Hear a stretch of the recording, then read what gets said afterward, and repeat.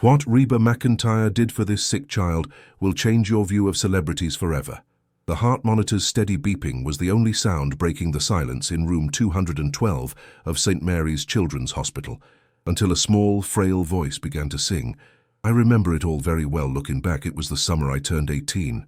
8-year-old Lily Thompson's voice, though weakened by months of chemotherapy, carried every note of Reba Mcentire's fancy with a passion that made the night shift nurses stop their rounds and listen from the hallway.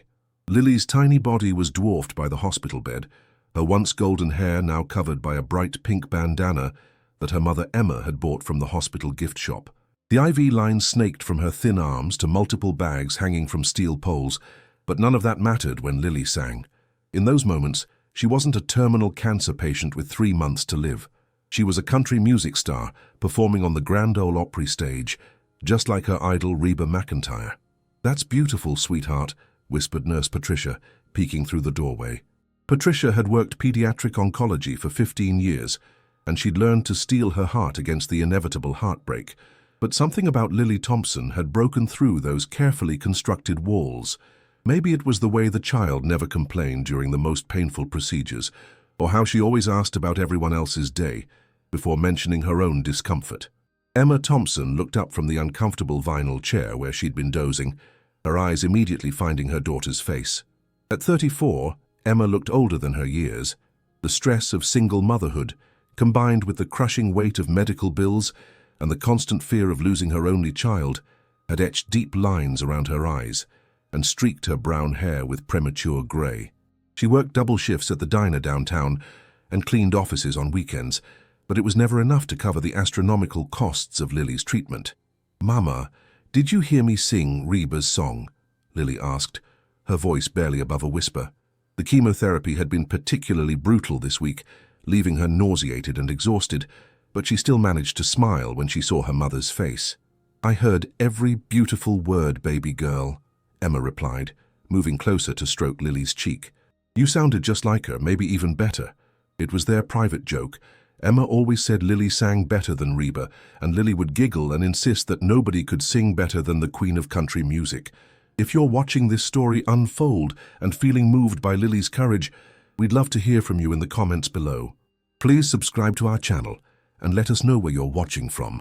Your support means the world to us and helps us share more inspiring stories like this one. Now, let's continue with Lily's incredible journey. The truth was, Emma had been writing letters to Reba Mcentire's management company for 2 years. 53 letters to be exact. She kept copies of each one in a manila folder that she carried in her purse, along with photos of Lily and copies of her medical records. Each letter told the same story, how her daughter's face lit up whenever a Reba song came on the radio, how Lily knew every word to every album, how the music was the only thing that seemed to ease her pain during the worst days of treatment. Dr. Michael Richardson, the head of pediatric oncology, had become familiar with the Thompson case over the past 18 months. He delivered the initial diagnosis, watched Emma's world crumble when he explained that Lily's neuroblastoma was already at stage 4, and had been the one to gently break the news just last week that the latest round of treatment hadn't worked. The cancer had spread and they were looking at weeks, not months. "Mrs. Thompson, could I speak with you for a moment?" Dr. Richardson appeared in the doorway, his expression serious but kind. At 52, he'd delivered more devastating news to parents than he cared to count, but it never got easier. He'd gone into pediatric medicine to save children, not to watch them slip away despite his best efforts. Emma kissed Lily's forehead and followed the doctor into the hallway. She knew that look, had seen it too many times over the past year and a half. Her heart began to race, and she felt the familiar tightness in her chest that came with bad news. "The latest scans show the tumors have grown significantly," Dr. Richardson said softly, his hand gently touching Emma's shoulder. "I'm sorry, but we need to start thinking about making Lily as comfortable as possible. We're talking about palliative care now." The words hit Emma like a physical blow. She'd known this day would come, but knowing and hearing it spoken aloud were two entirely different things. She leaned against the wall, struggling to breathe. "How long?" she managed to whisper. "It's hard to say exactly, but probably 2 to 3 weeks. Maybe a month if we're fortunate." Dr. Richardson's voice was gentle but honest. He'd learned that false hope was often crueler than the truth. Emma nodded, tears streaming down her face. She'd known this conversation was coming, but she wasn't prepared for how it would feel. She thought about all the dreams she'd had for Lily: first days of school, piano recitals, prom dresses, wedding days. All of it was slipping away, and there was nothing she could do to stop it. "Is there anything at all that would make these next few weeks special for her?" Dr. Richardson asked. He'd seen too many children pass away without having their final wishes fulfilled, and he was determined not to let that happen to Lily if he could help it. Emma looked back toward Lily's room, where she could hear her daughter humming another Reba song. "She's been wanting to meet Reba Mcentire since she was 5 years old. I've written so many letters, tried calling, even drove to Nashville last year and tried to get backstage at a concert. Security threw me out before I could even explain why I was there." Dr. Richardson nodded thoughtfully. "Let me see what I can do. I have some contacts in Nashville. My brother works in the music industry. No promises, but I'll make some calls."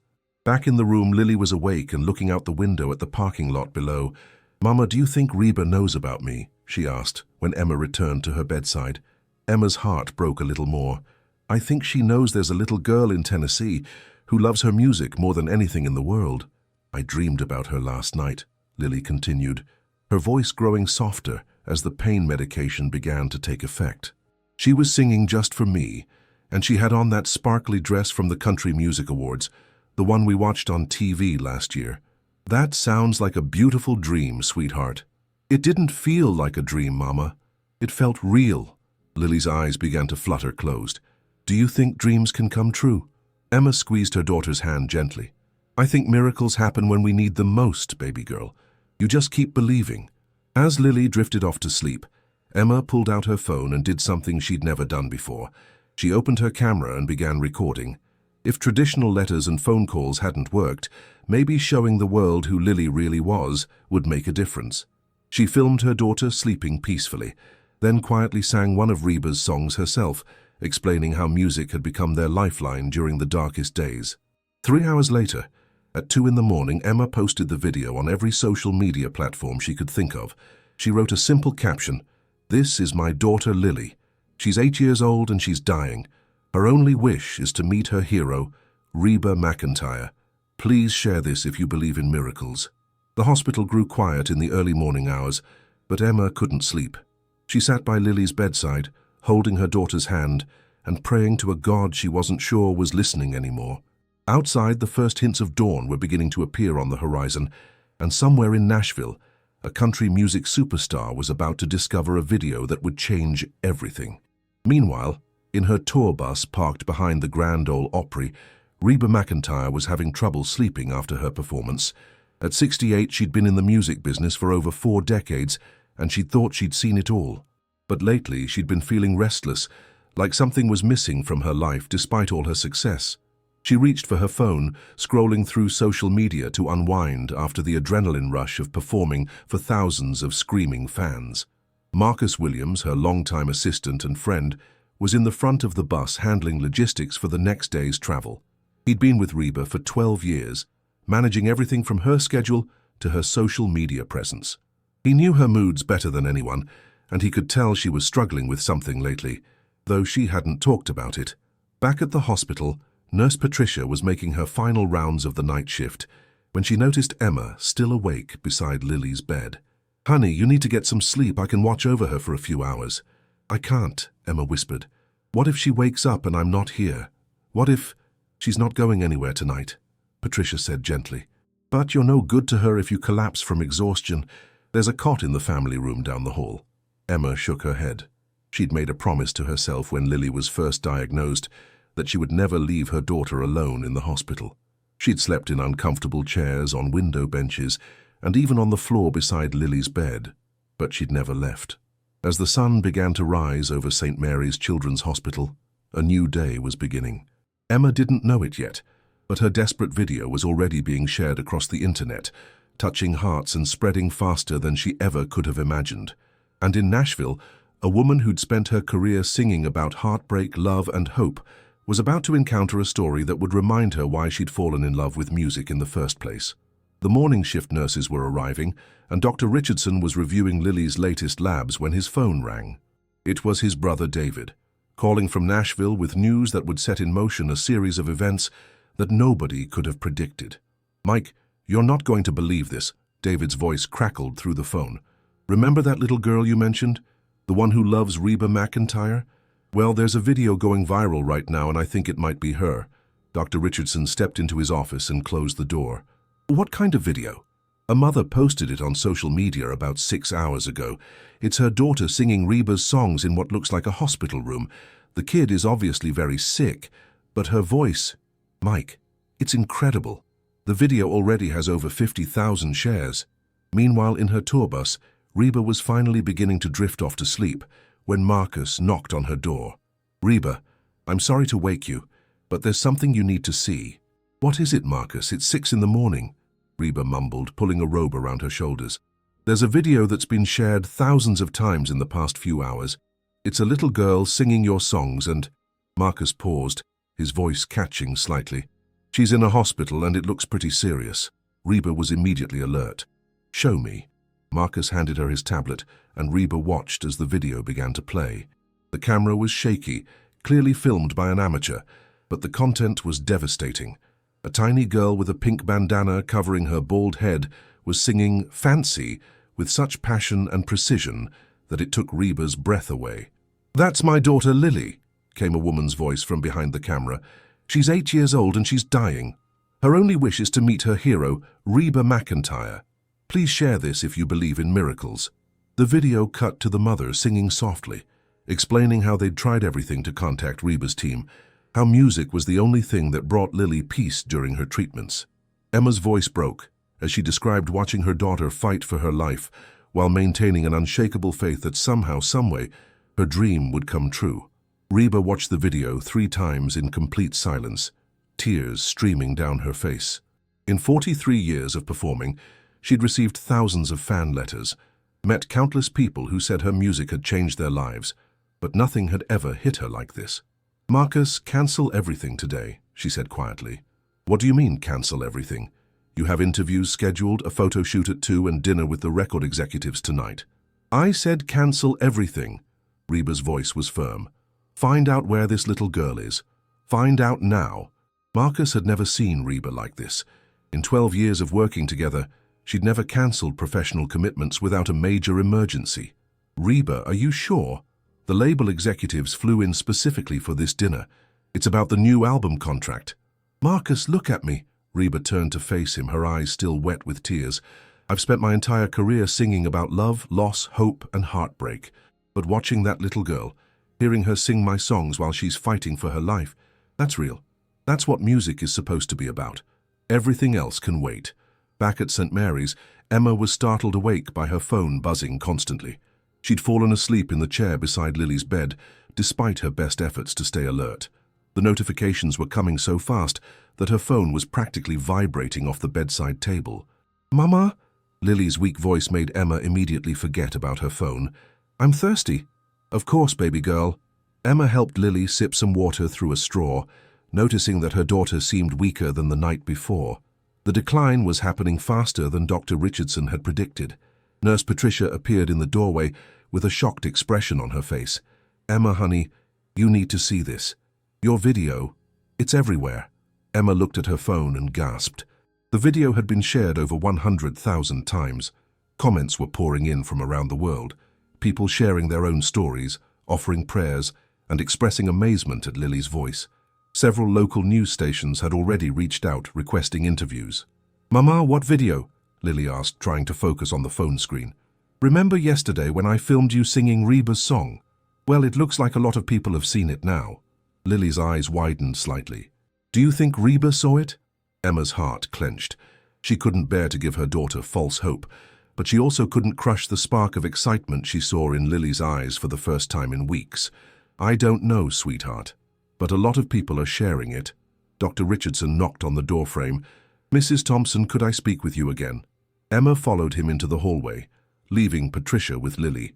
She braced herself for more bad news, but Dr. Richardson's expression was different this time. "My brother David works in Nashville's music industry, and he called me about your video. Apparently it's spreading very quickly through social media.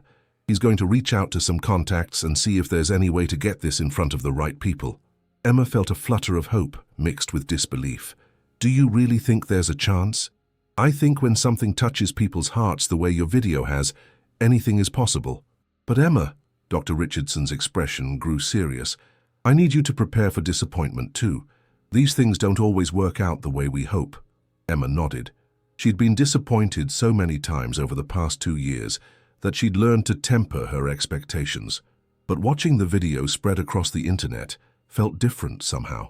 Maybe it was just wishful thinking, but she sensed that something had changed. In Nashville, Marcus was working his phone frantically, calling every contact he had in the music industry to track down information about the video. Meanwhile, Reba sat in her bus, watching the video over and over again, each viewing breaking her heart a little more. I found her, Marcus announced, bursting back into the bus. St. Mary's Children's Hospital in Clarksville, Tennessee. It's about an hour from here. The little girl's name is Lily Thompson, and according to the hospital's public information officer, she's in stage 4 neuroblastoma, terminal. Reba was already reaching for her clothes. Get the car ready. Reba, wait. Let me call the hospital first. Arrange something proper. We can't just show up unannounced. There are protocols, privacy concerns. Marcus, that little girl is dying. She doesn't have time for protocols.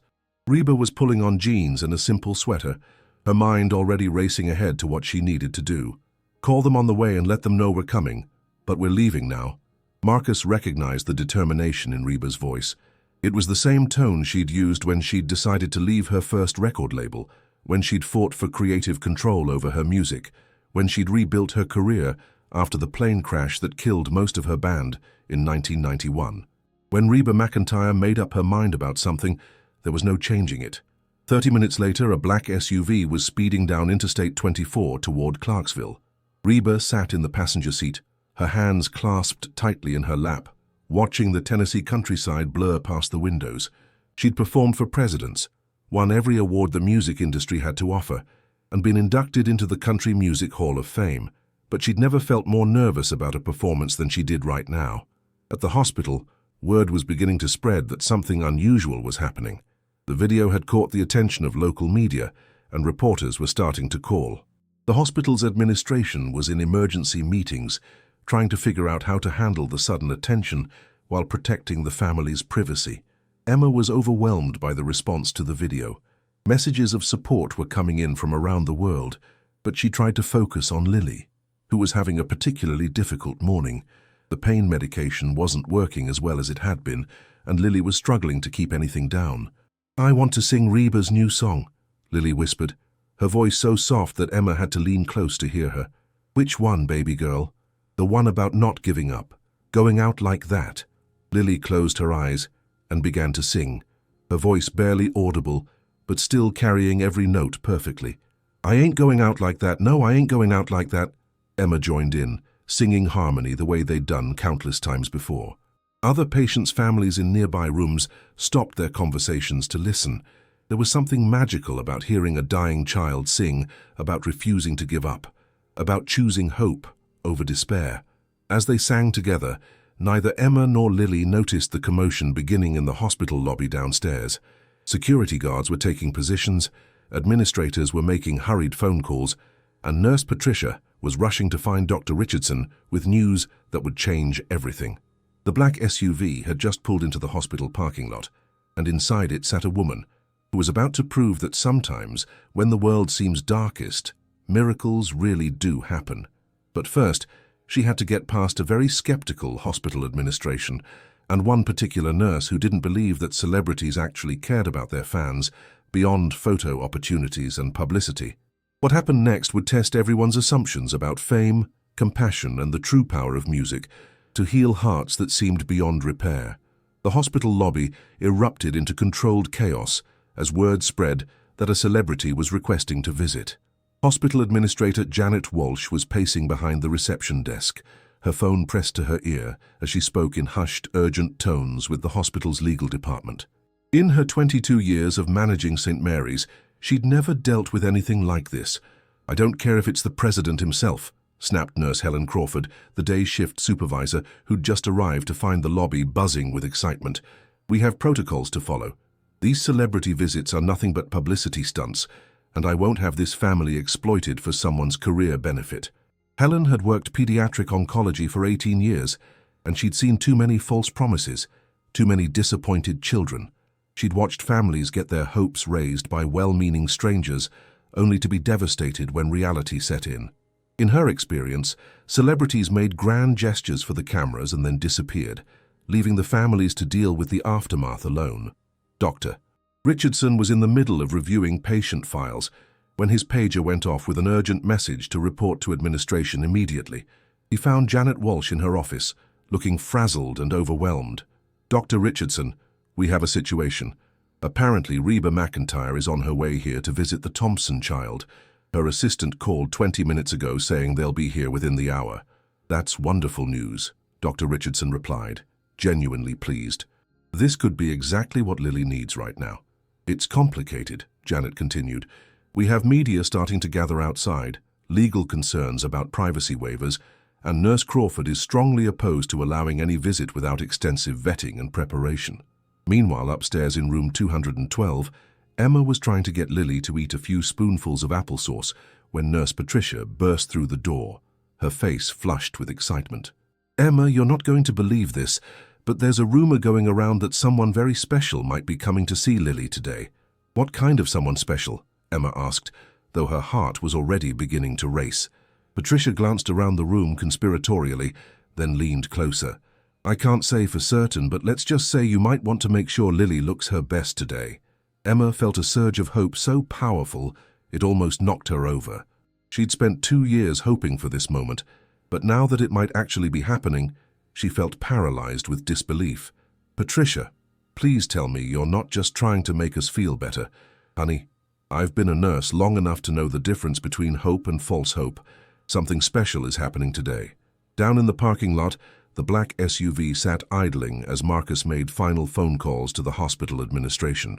Reba sat quietly, her hands folded in her lap, staring at the building where a little girl she'd never met was fighting for her life while singing her songs.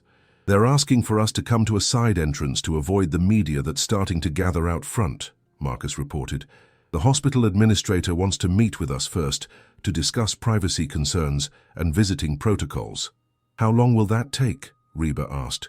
"She said maybe 30 minutes to go over the paperwork and procedures." Reba shook her head. "That little girl doesn't have 30 minutes to waste on paperwork. Take me to her room now." "Reba, we can't just ignore hospital protocol. There are privacy laws, liability issues." "Marcus, look at me." Reba's voice was gentle but firm. "I've been in this business for over 40 years. I've done thousands of photo ops, charity events, and publicity appearances. This isn't about any of that. This is about a little girl who's dying, and her mother who's been writing me letters for 2 years that I never saw. Take me to her room." Marcus recognized the futility of arguing with Reba when she'd made up her mind. He'd seen her face down record executives, demanding fans and difficult musicians, but he'd never seen her with quite this expression of quiet determination. They entered through the main lobby, and the effect was immediate. The receptionist's jaw dropped. Several visitors pulled out their phones to take pictures, and within seconds word was spreading throughout the hospital that Reba Mcentire had just walked through the front door. "Ma'am, you can't just—" the security guard began, but Reba smiled at him with such genuine warmth that his protest died on his lips. "I'm here to see Lily Thompson," she said simply. "Could you please tell me which room she's in?" Nurse Crawford appeared as if summoned by the commotion. "Ms. Mcentire, I'm the nursing supervisor for this floor. I'm afraid you'll need to go through proper channels before any patient visits can be arranged." Reba studied the older woman's face, recognizing the protective instinct behind her stern expression. "Ma'am, I respect your need to protect your patients. I truly do. But I drove here from Nashville because a little girl is dying, and all she wants is to meet me. I'm not here for publicity or photos or anything like that. I'm here because sometimes, when we can make a difference in someone's life, we have an obligation to try." Helen Crawford had prepared herself to be unimpressed by celebrity charm, but there was something in Reba's eyes that gave her pause. No cameras were rolling, no reporters were present in the lobby, and the woman standing in front of her seemed genuinely moved rather than calculating. "Room 212, Helen said quietly, surprising herself. "But I'll be watching, and if this turns into any kind of circus—" "It won't," Reba promised. "You have my word." Upstairs, Emma was brushing Lily's hair, when they heard unusual activity in the hallway outside their room. Voices were speaking in urgent whispers, and there seemed to be more foot traffic than normal. "Mama, what's all that noise?" Lily asked weakly. The morning had been particularly difficult, and she'd been drifting in and out of sleep. "I don't know, sweetheart. Maybe they're just busy today."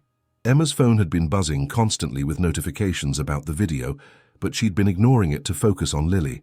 She had no idea that her desperate plea had traveled around the world, that her daughter's voice had moved millions of people, or that at this very moment, the woman they'd dreamed of meeting was walking down the hallway toward their room. Nurse Patricia appeared in the doorway with tears in her eyes and a smile that stretched from ear to ear. "Emma, Lily, you have a visitor." "Who is it?" Emma asked, though something in Patricia's expression was making her heart race. Patricia stepped aside, and into the room walked a woman with red hair, wearing jeans and a simple sweater carrying a guitar case. Emma's hand flew to her mouth, and for a moment she couldn't breathe. "Hi there," Reba Mcentire said softly, her voice exactly as warm and familiar as it sounded on the radio. "I'm looking for a young lady named Lily, who I hear knows all my songs." Lily's eyes opened wide, and for a moment she stared in complete silence. Then, in a voice barely above a whisper, she said, "You're really here. You're really here." "I'm really here," Reba confirmed, moving slowly toward the bed. "And I brought my guitar, because I heard you like to sing." Emma burst into tears, overwhelmed by the impossibility of what was happening. After 2 years of unanswered letters, after being turned away by security guards, after accepting that this dream would never come true, here was Reba Mcentire standing in their hospital room like an answer to a prayer she'd almost stopped believing in. "I can't believe it," Emma sobbed.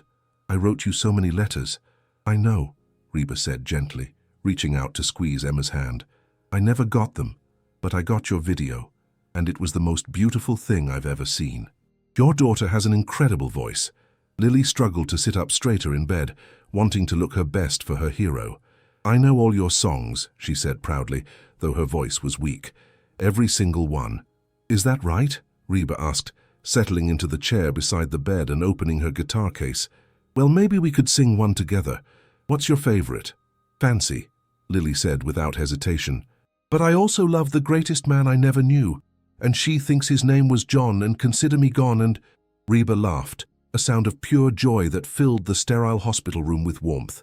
"Sounds like you really do know them all. Should we start with Fancy?" As Reba began to play the opening chords, something magical happened in room 212. The beeping of machines faded into the background. The clinical smell of disinfectant was replaced by the warmth of music, and for a few precious minutes, a dying little girl got to live her dream. But this was only the beginning. What Reba would discover about Lily, and what Lily would teach Reba about the true meaning of her music, would transform both their lives in ways neither of them could have imagined. The real miracle wasn't just that they'd found each other. It was what they would do together in the time they had left. As Reba's fingers moved across the guitar strings, playing the familiar opening to Fancy, Lily's face lit up with a joy that seemed to push back against the pain and exhaustion that had been consuming her for weeks. Her voice, though weak, carried every note with perfect pitch and remarkable emotion. "I remember it all very well looking back. It was the summer I turned 18. They sang together, their voices blending in a harmony that made Emma cry and brought nurses from other rooms to listen from the doorway. When the song ended, Reba set her guitar aside and really looked at Lily for the first time. What she saw took her breath away. Despite the IV lines, the pale skin, and the pink bandana covering her bald head, there was something luminous about this child. Her eyes sparkled with an intelligence and maturity that seemed far beyond her 8 years. "Lily, honey, can I ask you something?" Reba said softly. "Anything," Lily replied, her voice stronger now than it had been all morning. "When you sing my songs, what do you think about?" Lily considered the question seriously, the way children do when an adult treats them as an equal. "I think about being brave, like Fancy, you know. She didn't let being poor stop her from becoming something special. And in The Greatest Man I Never Knew, I think about how sometimes people love us even when they don't know how to show it." Reba felt something shift inside her chest. In 4 decades of performing these songs, she'd never heard anyone, adult or child, articulate their meaning quite so clearly. "What about when you're scared or hurting? Do the songs help then too? Oh yes, Lily said matter-of-factly. When the treatments hurt real bad, I pretend I'm you on stage at the Grand Ole Opry. Mama says you used to get scared before big shows when you were young, but you did them anyway because the music was important. Emma looked surprised. I never told you that, sweetheart. I read it in one of your magazines, Lily explained. The one where Miss Reba talked about how music chose her, not the other way around. Reba stared at the little girl in amazement. You remember reading that? I remember everything about you, Lily said simply. When you can't do much except lie in bed, you learn to remember the important things really well. The conversation was interrupted by Dr. Richardson appearing in the doorway. He'd been making rounds when he heard music coming from Lily's room and had to see for himself if the rumors were true. Ms. Mcentire, he said, extending his hand. I'm Dr. Richardson, Lily's oncologist. I can't tell you how much this means to the Thompson family. Please, call me Reba. And I have to say, this little girl is remarkable. I've never met anyone who understands music the way she does. Dr. Richardson smiled sadly. Lily has always been special. She reads constantly, asks questions that would challenge medical students, and has more emotional intelligence than most adults I know. Can I ask about her prognosis? Reba asked quietly, stepping slightly away from the bed so Lily couldn't hear. Dr. Richardson's expression grew serious. We're looking at days to weeks, not months. The cancer is aggressive and we've exhausted all treatment options. We're focusing on comfort care now. Reba felt her heart break a little more. Looking back at Lily, who was now showing Emma something on her phone, she made a decision that would have shocked her management team and thrilled her accountants. Dr. Richardson, what would it take to make Lily's remaining time as special as possible? What do you mean? I mean, what if money wasn't an object? What if we could bring in specialists, provide private nursing care, create a space where she could be comfortable and surrounded by music and people who love her? Dr. Richardson looked startled. Ms. Mcentire, that's incredibly generous, but the costs for that level of care... I didn't ask about the cost. I asked what it would take. Before Dr. Richardson could respond, Lily called out from her bed. Miss Reba, are you talking about me over there? Reba returned to Lily's side, sitting on the edge of the bed carefully. We were just talking about how to make sure you're as comfortable as possible. I'm comfortable when you're here, Lily said with startling directness. Will you stay for a while? I'll stay as long as you want me to. What happened next surprised everyone in the room. Lily reached out and took Reba's hand in both of hers, her tiny fingers wrapping around the country star's weathered palm. Miss Reba, can I tell you a secret? Of course, honey. I know I'm dying, Lily said, with a calmness that made the adults in the room hold their breath. I've known for a while now. Mama thinks I don't understand, but I do. Emma gasped, tears immediately springing to her eyes. Lily, sweetie, it's okay, Mama. I'm not scared. Lily's voice was steady and clear. You want to know why? Reba nodded, not trusting herself to speak. Because your songs taught me that every story has meaning, even the sad ones, even the short ones. Lily paused, gathering her strength. I used to be angry about dying so young, but then I realized that maybe my story isn't about how long I live. Maybe it's about what I do with the time I have. The room was completely silent, except for the quiet beeping of machines and Emma's soft crying. What do you want to do with your time? Reba asked gently. Lily's eyes brightened. I want to help other kids who are sick like me. I want them to know that music can make the scary parts less scary, and I want you to know something important. What's that? Your music doesn't just entertain people, it saves them. It saved me every single day for 2 years. Lily squeezed Reba's hand tighter. Promise me you'll never forget that. Reba was crying now, tears streaming down her face without any attempt to hide them. In 30 minutes, this remarkable child had reminded her why she'd fallen in love with music in the first place, why she'd fought so hard to have creative control over her songs, why she'd refused to compromise her artistic vision, even when it would have been easier. I promise, Reba whispered. Good, Lily said, settling back against her pillows with a satisfied smile. Now will you play Consider Me Gone? It's my second favorite and I want to sing it with you. As Reba picked up her guitar again, she realized something profound was happening. She'd come to the hospital thinking she was doing a favor for a dying child, but Lily was giving her something far more valuable than anything she could offer in return. This little girl was reminding her of the sacred responsibility that came with being able to touch people's hearts through music. The song they sang together, "Consider Me Gone," took on new meaning in that sterile hospital room. It wasn't just about the end of a relationship anymore. It was about the courage to face whatever comes next, with dignity and grace. But as beautiful as this moment was, neither Reba nor the Thompson family could have anticipated what was about to happen. Because while they were lost in music and meaningful conversation, the video of Lily singing had continued spreading across social media. It had been shared by celebrities, picked up by news outlets and seen by millions of people around the world. More importantly, it had been seen by someone whose connection to Lily's story would reveal a secret that would change everything they thought they knew about family, fate, and the mysterious ways that lives can intersect. The plot twist that was about to unfold would prove that sometimes the most incredible coincidences are actually evidence of something much deeper at work in the universe. As Lily drifted off to sleep in Reba's presence, exhausted by the excitement and emotion of the day, neither she nor her mother had any idea that their lives were about to become even more miraculous than they already seemed. The real surprise was just beginning. Reba remained at Lily's bedside even after the child fell asleep, her hand gently resting on the bed rail as she watched the rise and fall of the little girl's chest.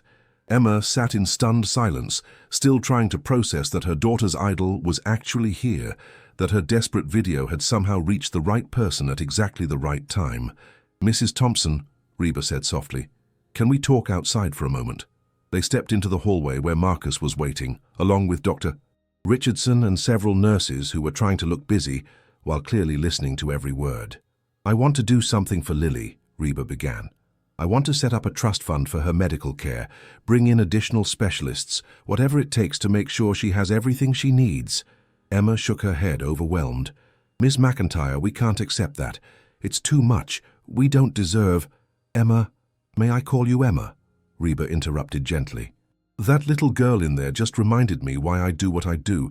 She's given me more in 2 hours than I've gotten from the music industry in years. Please, let me do this." Before Emma could respond, Marcus's phone rang. He glanced at the caller ID and frowned. "Reba, it's your publicist. She sounds frantic. Tell her I'm busy. She says it's urgent. Something about the video and a phone call from someone in Texas." Reba sighed and took the phone. "Sharon, I told Marcus to clear my schedule today. Whatever it is can wait." "Reba, you need to listen to me." Sharon's voice was tight with excitement and confusion. "I just got a call from a woman in Houston named Margaret Thompson. She saw the video of the little girl singing your songs, and Reba, she claims that little girl is her granddaughter." Reba felt the world shift around her. "What did you say?" "She says her son David died in Afghanistan 8 years ago, and he had a daughter named Lily with a woman named Emma. She's been trying to find them for years, but Emma moved and changed her name after David's death. She recognized Emma in the video." Emma, who had been half listening to the conversation, suddenly went pale. "Did she say David Thompson? Army Ranger David Thompson?" Reba lowered the phone. "Emma, did you know someone named David Thompson?" Emma's knees nearly gave out and Dr. Richardson had to steady her. "David Thompson was Lily's father. He died in Afghanistan when she was 3 months old. I changed our last name back to my maiden name after he died because his family blamed me for him enlisting. His mother said I was a distraction that got him killed." The pieces of the puzzle were falling into place in the most extraordinary way. Reba put the phone back to her ear. "Sharon, give me Margaret Thompson's number. Now." 10 minutes later, Reba was making a phone call that would change 3 generations of a family forever. Margaret Thompson, a 68-year-old retired schoolteacher in Houston, had been searching for her son's girlfriend and baby for 8 years. She'd hired private investigators, searched social media constantly, and never stopped believing that someday she'd find her granddaughter. "Mrs. Thompson, this is Reba Mcentire. I'm here at the hospital with Emma and Lily." "Oh my God!" Margaret's voice cracked across the phone line. "Is it really them? Is my granddaughter really that beautiful little girl in the video?" "Yes, ma'am, she is. And Mrs. Thompson, I need to tell you something. Lily is very sick." The conversation that followed was heartbreaking and hopeful at the same time. Margaret explained that she'd been trying to find Emma for years, not to blame her but to apologize for the cruel things she'd said in her grief. She wanted to be part of Lily's life, wanted to share stories about David, wanted to help with medical expenses, if Emma would let her. I've been putting money aside for years, hoping I'd find them someday, Margaret sobbed into the phone. I have photos, videos of David when he was little. I have his Purple Heart, his medals. I wanted Lily to know what a hero her father was. When Reba relayed this conversation to Emma, the young mother broke down completely. The weight of raising a terminally ill child alone, the financial strain, the isolation of cutting herself off from David's family. It had all been building for years, and now it was pouring out. I was so angry, Emma cried. She said such terrible things after the funeral. I thought she hated me, hated Lily. People say things in grief that they don't mean, Reba said gently. What matters is that she's been looking for you all this time. She wants to make it right. Dr. Richardson had been listening to this extraordinary turn of events with growing amazement. Mrs. Thompson, if you're open to it, I think we should arrange for Margaret to come here as soon as possible. Given Lily's condition, Emma nodded through her tears. Yes, Lily should know her grandmother. She should know about her father. Within hours, Margaret Thompson was on a plane from Houston to Nashville. The video that had started as Emma's desperate plea for her daughter to meet her idol had inadvertently reunited a family that had been torn apart by grief and misunderstanding. That evening, as Lily woke up from her nap, she found her room filled with people. Reba was still there, tuning her guitar. Her mother was sitting beside the bed, holding hands with an older woman she'd never seen before. Dr. Richardson was in the corner, speaking quietly with Marcus. "Mama, who's the lady?" Lily asked weakly. Emma smiled through fresh tears. "Lily, sweetheart, this is your grandmother Margaret, your daddy's mother." Lily studied the older woman's face with the intense curiosity that children possess. "You look like the man in the picture on Mama's dresser, the one in the army uniform." Margaret gasped. "You have pictures of your daddy?" "Just one. Mama says he was a hero who went to heaven before I was big enough to remember him." Margaret moved closer to the bed, her hands shaking as she reached into her purse. "I have lots of pictures of your daddy when he was a little boy. Would you like to see them?" For the next hour, 3 generations of the Thompson family shared stories, photos, and tears. Margaret told Lily about David's love for music, how he used to sing around the house and play guitar just like Reba was doing now. She explained that David had been planning to propose to Emma when he came home from his deployment, that he'd already picked out a ring and had written letters to Lily that he'd never had a chance to send. "He wrote me letters?" Lily asked, her eyes wide. Margaret nodded, pulling out a small bundle of envelopes tied with a blue ribbon. "He wrote one for every birthday he thought he might miss, one for your first day of school, one for when you graduated high school, one for your wedding day." Emma stared at the letters in amazement. "I never knew. He was planning to surprise you when he got home," Margaret explained. "He wanted to be the best father in the world." Reba, who had been quietly observing this reunion, felt her heart swell with an emotion she'd rarely experienced. She'd witnessed something miraculous, not just the reunion of a family, but the healing of wounds that had festered for 8 years. "Lily," Reba said softly, "would you like me to play something while your grandmother reads you one of your daddy's letters?" Lily nodded, too overcome with emotion to speak. Margaret opened the envelope marked "For Lily's 8th birthday" and began to read in a voice thick with tears.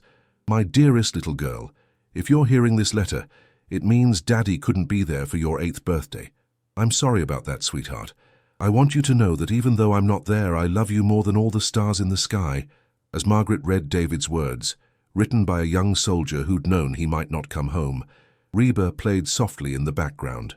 The music seemed to weave the words together with the love in the room, creating a moment that transcended grief and loss. But the most remarkable part was still to come. As Margaret finished reading the letter, Lily looked up at all the adults surrounding her bed and made an announcement that would become the foundation for something beautiful. "I want to help other kids like me," she said with startling clarity. "Kids who are sick and scared and don't have music to make them feel better. Miss Reba, Grandma Margaret, Mama, what if we could bring music to all the children in hospitals who need it?" It was then that Reba realized the true miracle hadn't been her visit to the hospital or even the reunion of the Thompson family. The miracle was this 8-year-old girl who, facing death, was still thinking about how to help others. Over the next 2 weeks, as Lily's condition gradually declined, something unprecedented took shape. The 3 women in her life, Emma, Margaret, and Reba, worked together to create exactly what Lily had envisioned. Not a foundation or institution, but something simpler and more direct.